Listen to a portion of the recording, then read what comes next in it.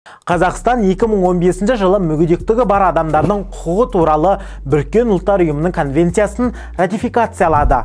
Құжатта Қазақстан мүгедектігі бар адамдардың еркін өмір сүруі және өмірдің барлық аспектісіне жан-жақты қатысуы үшін тиісті шараларды қабылдауы керек екені айтылған. Бұдан бөлек Қазақстанның автомобиль көлігі туралы заңында жалпыға ортақ көлік мүгедектігі бар жолаушыларды отырғызуға және түсіруге арналған құрылғылармен жабдықталатыны жазылған. Бұл талаптар қаншалықты орындалып жатыр? Фактчек KZ командасы мүгедектігі бар арбадағы сарапшылармен бірге осыны тексерді. Командамыздың нәтижесіне сай, қала инфрақұрылымындағы проблемаларды негізгі 3 топқа бөлуге болады. Бірінші, техникалық мәселелер.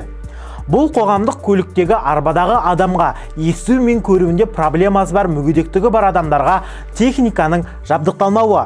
Жабдықталған күннің өзінде аялдаманы хабарлайтын дауыстың ақырын шығуы, не аялдаманың атауы жазылатын тақтаның өшіп тұруы, пандусты ашуы керек екенін білдіретін батырманың дұрыс жұмыс істемеуі.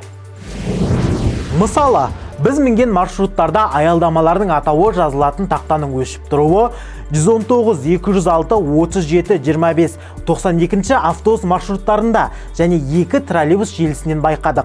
Ал 25 автобус маршрутында жүргізушіге пандусты ашуы керек екенін білдіретін батырма мүлдем жоқ. Одан бөлек 92 автобус маршрутында дауыстың орнына музыка тұрса, біз мінген троллейбус желісінде арбадағы адамға арналатын сүйеніш пен белбеу жоқ. Осы орайда айта кетейік, 16 автобус маршрутына міне алмадық, себебі арбадағы адамға арналған пандус мүлдем жоқ.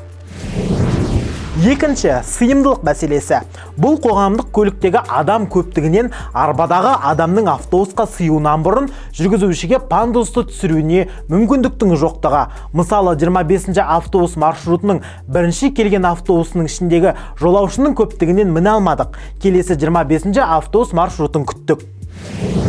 Үшінші, жүргізушілердің құлықсыздығы.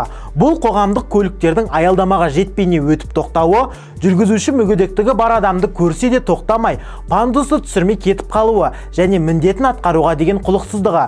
Мысалы, 19 маршруттың 3064 нөмірлі троллейбусының жүргізушісі бізді көрсе де тоқтамай өтіп кетті. Сондықтан да біз келесі троллейбусты күтуге мәжбүр болдық.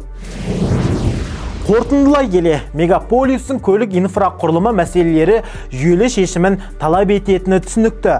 Бұл материалда көтерген мәселелерге тек Алматы әкімдігі ғана емес, орталық билік өкілдерінде назар аударады және барлық ел аумағы бойынша проблемалардың шешім жолдарын қарастырады деп сенеміз. Материалды толық нұсқасын оқу үшін сипаттамадағы сілтемеге өтіңіз.